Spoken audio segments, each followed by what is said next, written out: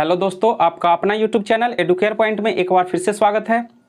आज हम लोग पढ़ेंगे औसत, जिसमें देखेंगे जब समूह से कुछ व्यक्तियों की संख्या निकालना हो उस पर आधारित प्रश्नों को। तो यदि आप लोग वीडियो को पहली बार देख रहे हैं तो चैनल को सब्सक्राइब कर ले और बेल आइकन को भी दबा दे, जिससे कि सही वीडियो का नोटिफिकेशन आप लोगों को मिलता रहे। तो चलिए अब हम लोग देखते हैं एक प्रश्न। किसी कक्षा के 60 छात्रों का औसत भार 55 किलोग्राम है। यदि लड़कियों का औसत भार 50 किलोग्राम और लड़कों का औसत भार 65 किलोग्राम हो तो लड़कियों तथा लड़कों की अलग अलग संख्या ज्ञात करें। तो यहाँ पर छात्रों की कुल संख्या कितना है? 60।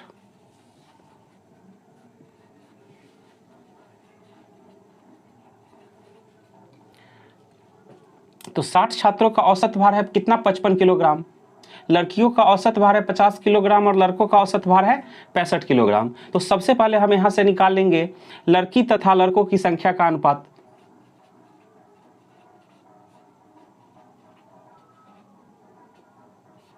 तो सभी लड़कियों का औसत भार कितना है? 50 किलोग्राम और लड़कों का औसत भार कितना है? 65 किलोग्राम और पूरी कक्षा का औसत भार कितना है? 55 किलोग्राम। तो 55 को बीच में रख देते हैं। अब यहां से अनुपात निकल जाएगा। 65 और 55 में कितना का डिफरेंस है? 10 का। 50 55 में कितना का डिफरेंस है? 5 का। तो 5 दूनी 10, दो बार में कट जाएगा। तो 2:1, यानी कि लड़की तथा लड़कों की संख्या का अनुपात कितना हो गया? 2:1। और छात्रों की कुल संख्या कितना है? 60। तो यहां से अब हम निकाल लेते हैं लड़की तथा लड़कों की अलग अलग संख्या। तो लड़की का अनुपात कितना है? 2। तो 2 बटे नीचे लिखेंगे अनुपातों का योग, तो 2 और 1 3 और गुना कर देंगे छात्रों की कुल संख्या से। तो छात्रों का कुल संख्या कितना है? 60। तो 20 3 60, 20 दूना 40। तो लड़कियों की कुल संख्या कितना हो गया? 40। अब पूछा जा रहा है लड़कों की संख्या। तो छात्रों की कुल संख्या 60 है, जिसमें से 40 लड़की है। तो जो बच गया वो क्या हो गया? लड़का। तो लड़का का संख्या कितना हो गया? 20। तो चलिए एक और क्वेश्चन देखते हैं। किसी कार्यालय में कुल 80 कर्मचारी है जिनकी औसत आयु 50 वर्ष है। यदि पुरुष कर्मचारियों की औसत आयु 54 वर्ष और महिला कर्मचारियों की औसत आयु 38 वर्ष हो तो पुरुष और महिला कर्मचारियों की अलग अलग संख्या ज्ञात करें। तो कार्यालय में कुल कितने कर्मचारी है? 80।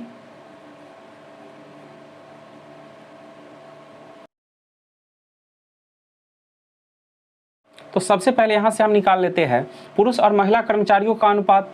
तो पुरुष कर्मचारियों का औसत 54 वर्ष है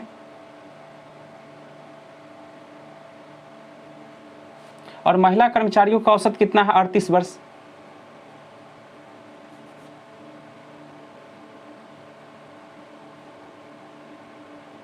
और सभी कर्मचारियों का औसत कितना है? 50 वर्ष। तो 50 को बीच में रख देंगे। अब एलिगेशन मेथड से यहां से रेशियो निकाल लेंगे। तो 38 और 50 में कितना का डिफरेंस है? 12 का। और 54 50 में कितना का डिफरेंस है? 4 का। तो 4 से दोनों को काट देंगे, 4 इकाई 4 और 4 तिये 12। तो पुरुष और महिला कर्मचारियों का अनुपात कितना हो गया? 3:1। तो प्रश्न में पूछा जा रहा है पुरुष और महिला कर्मचारियों की अलग अलग संख्या। तो पहले निकाल लेते हैं पुरुष कर्मचारियों की संख्या। तो पुरुष कर्मचारी का अनुपात कितना है? 3। तो 3 बटे अनुपातों का योग कितना हो जाएगा? 3 और 1 4। गुना कर देंगे कुल कर्मचारियों की संख्या से। तो 20 चौका 80, यानी कि 60। तो पुरुष कर्मचारियों की कितना संख्या कितना हो गया? 60 और कुल कर्मचारी है 80। तो 80 में से 60 घटा देंगे तो जो बच रहा है वह क्या हो जाएगा? महिला कर्मचारियों की संख्या। तो महिला कर्मचारी की संख्या कितना हो जाएगा? 80 में से 60 घटा देंगे 20। या इसे ऐसे भी निकाल सकते हैं, महिला कर्मचारी का अनुपात कितना है? 1। तो 1 बटे 3 और 1 4। गुना कर देंगे कुल कर्मचारियों की संख्या से, यानी कि 80 से। तब पर भी क्या आ जाएगा? 20 चौका 80, यानी कि 20। तो पुरुष कर्मचारियों का संख्या कितना हो गया? 60 और महिला कर्मचारियों का संख्या कितना हो गया? 20। तो चलिए नेक्स्ट क्वेश्चन देखते हैं। एक क्लब में सदस्यों की औसत आयु 30 वर्ष है। उनमें पुरुष सदस्यों का औसत आयु 34 वर्ष और महिला सदस्यों का औसत आयु 26 वर्ष है। तदनुसार पुरुष सदस्यों की संख्या कितनी है? तो यहाँ पर कितनी प्रतिशत है? तो यहाँ पर हम सबसे पहले निकाल लेते हैं पुरुष सदस्य और महिला सदस्य का अनुपात।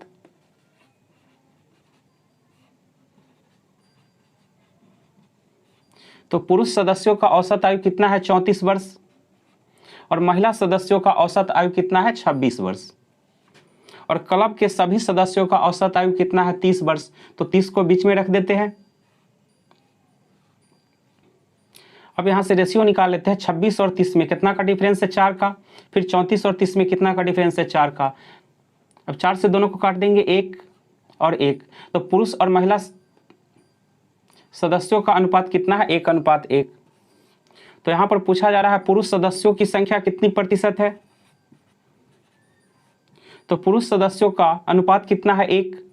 तो 1/1 और 1 दोनों अनुपात को जोड़ लेंगे, 1 और 1 2, गुना कर देंगे 100 से, क्योंकि प्रतिशत में बदलना है। तो 50 दूना 100 यानी कि 50%। तो पुरुष सदस्यों का संख्या कितना है? 50%। यदि पूछा जाता महिला सदस्यों की संख्या तब पर भी क्या हो जाता? 50%। तो इसका सही आंसर हो जाएगा ए। चलिए एक और क्वेश्चन देखते हैं। छात्रों की 2 कक्षाएं ए तथा बी मिलाने पर जिनके औसत अंक 25 और 40 है, समग्र औसत मिलकर 30 हो गया। कक्षा ए तथा बी के छात्रों का अनुपात है। तो कक्षा ए के छात्रों का औसत अंक कितना है? 25 और बी के छात्रों का औसत अंक कितना है? 40। तो ए के छात्रों का औसत अंक 25 है और बी के छात्रों का 40 है, और दोनों को मिलाने पर पूरी कक्षा का औसत कितना हो जा रहा है? 30। तो अब यहां से निकल जाएगा दोनों कक्षा के छात्रों का अनुपात। तो 40 और 30 में कितना का डिफरेंस है? 10 का। और 25-30 में कितना का डिफरेंस है? 5 का। तो 5 से काट देंगे, 5 इकाई 5, 5 दूनी 10।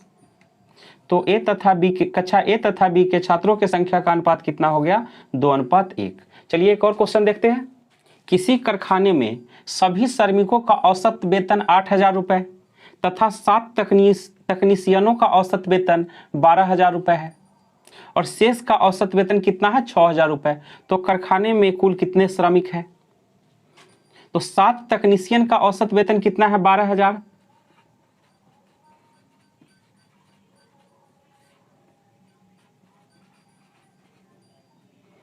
और शेष श्रमिक का औसत कितना है? 6,000।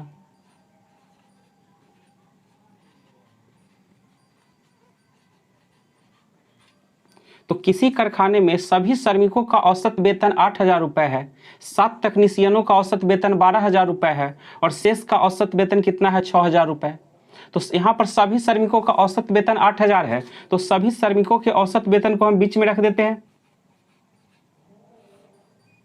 तो यहां से अब निकल जाएगा तकनीशियन और शेष श्रमिकों की संख्या का अनुपात। तो 6,000 और 8,000 में कितना का डिफरेंस है? 2,000 का। और 12,000 और 8,000 में कितना का डिफरेंस है? 4,000 का। अब 2,000 से कट जाएगा एक बार में, और 4,000 कट जाएगा 2,000 से 2 बार में। तो तकनीशियन और शेष श्रमिकों की संख्या का अनुपात कितना हो गया? 1:2। लेकिन प्रश्न में कहा गया है 7 तकनीशियन, यानी कि तकनीशियनों की संख्या कितना है? 7। तो यहाँ पर तकनीशियन का रेशियो 1 है, तो रियल में तकनीशियनों की संख्या कितना है? 7, यानी कि 7 गुना है। तो शेष श्रमिकों का संख्या भी कितना हो जाएगा? 7 गुना, यानी कि 7 दूना 14। तो कारखाने में 7 तकनीशियन है और शेष श्रमिक कितने हैं? 14। तो कुल श्रमिक कितने हो जाएंगे? 14 और 7 21। तो इसका सही आंसर हो जाएगा 21। तो दोस्तों इस वीडियो को हम यहीं पर समाप्त करते हैं। अगले वीडियो में मिलेंगे कुछ और प्रश्नों के साथ। तब तक के लिए धन्यवाद।